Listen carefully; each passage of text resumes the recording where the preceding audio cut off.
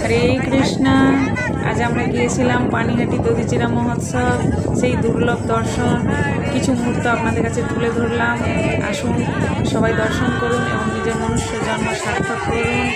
হরে কৃষ্ণ। এই যে আমরা এখন গঙ্গা পুজো করছি, এই যে তার দুর্লভ দর্শন। এই যে আমরা সবাই একত্রিত হয়ে সেই উদ্দেশ্যে রওনা দিচ্ছিলাম। এই যে দেখুন আমরা গঙ্গা পুজো করছি, তার আরতি করছি। এই যে রাঘব ভবনে যে সেবিত মূর্তি, তার দর্শন।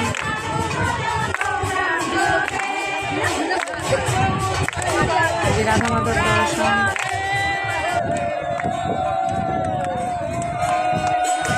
এই যে কি আনন্দময় গঙ্গার ঘাটে আমার গৌরের কি অমৃতময় সেই নাম। এই যে আমরা সবাই একত্রিত হলাম।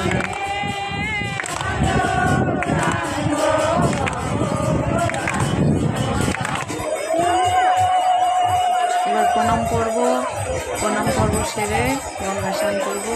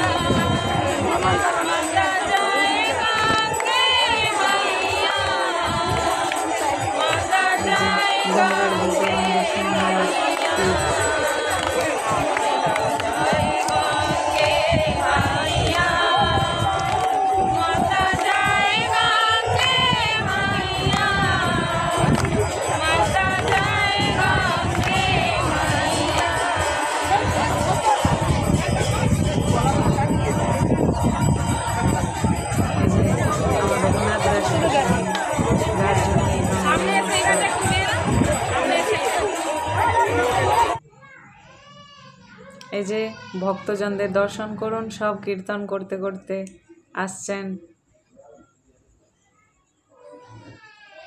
এই যে ভক্তবৃন্দ, লাখো লাখো ভক্তবৃন্দের ঢল, সবাই গঙ্গা স্নান করছেন এবং প্রশাসন ব্যবস্থা কত লাখো লাখো পুলিশ দিয়েছেন, যারা সকলকে সহযোগিতা করছেন, গাইড করছেন, তারা সুন্দরভাবে দেখতে পাচ্ছেন কত কত ভক্তবৃন্দের সমাগম, পা গলানোর জায়গা নাই।